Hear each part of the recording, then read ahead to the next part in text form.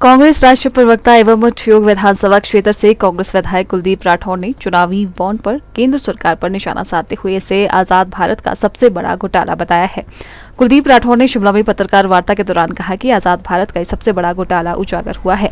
उन्होंने कहा कि सुप्रीम कोर्ट ने बिना दबाव के इस मामले का खुलासा किया है, जिसके बाद लोगों का न्यायपालिका पर विश्वास बढ़ा है। इसमें आने वाले समय में और खुलासे होंगे।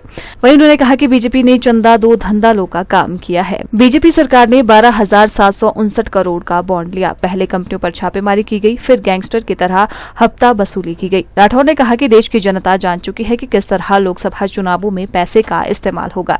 उन्होंने कहा कि पैसे के बल से कोई दल इस दल के आगे टिकने वाला नहीं है। धन बल से चुनावों को हाईजैक करने का प्रयास होगा। कुलदीप राठौर ने कहा कि चुनावों से पहले सीएए का मुद्दा लाकर लोगों का ध्यान भटकाने का प्रयास किया है। उन्होंने कहा कि यह सरकार हर प्रकार के हथकंडे अपनाकर लोकतंत्र की हत्या कर रही है। आजाद भारत का सबसे बड़ा घोटाला जो है उजागर हुआ।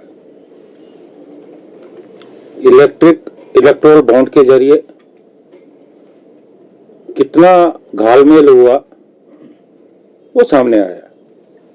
आप लोग जानते हैं कि ECI election commission of India ने जो है सुप्रीम कोर्ट के आदेशों के बाद 14 तारीख को जो है लिस्ट पब्लिश की। हालांकि स्टेट बैंक ऑफ इंडिया टालने का पूरा प्रयास कर रहा था। सुप्रीम कोर्ट में उन्होंने एसबीआई ने जून तक का समय मांगा, लेकिन मैं साधुवाद देना चाहता हूं भारत की न्यायपालिका को, न्यायाधीशों को, कि बगैर किसी दबाव के आदेश दिए और उस पर अमल करना पड़ा। इससे देश की जनता का न्यायपालिका पर विश्वास बढ़ा है। किसी भी लोकतंत्र में न्यायपालिका का स्वतंत्र होना बहुत ज्यादा जरूरी है। इन बॉन्ड का पूरा उद्देश्य चंदा दो धंधा लो ये रहा। अब मैं विस्तार में नहीं जाना चाहता कि जो केंद्र में भारतीय जनता पार्टी की सरकार है, किस तरह से अपने प्रभाव का इस्तेमाल किया और बड़ी बड़ी कंपनियों ने, उद्योगपतियों ने जो है इलेक्टोरल बॉन्ड जो है खरीदे। लगभग 12,060 कंपनियां और 12,759 करोड़ के बॉन्ड खरीदे गए।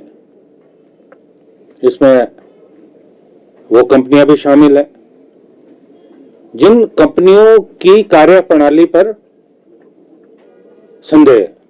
बहुत कुछ इसमें आना बाकी है और देश की जनता ये जान चुकी है कि सत्ता में जो लोग बैठे हैं वो किस तरह से अपना प्रभाव इस्तेमाल करके धन उगाही कर रहे हैं।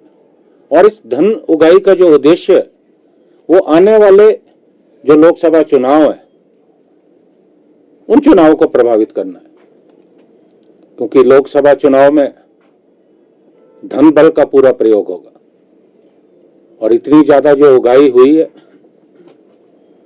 उस पैसे का इस्तेमाल निश्चित तौर पर लोकसभा चुनाव में होगा। कोई भी दूसरा राजनीतिक दल जो है, जो सत्ता में पार्टी बैठी है, उस पार्टी के सामने टिकने वाला नहीं।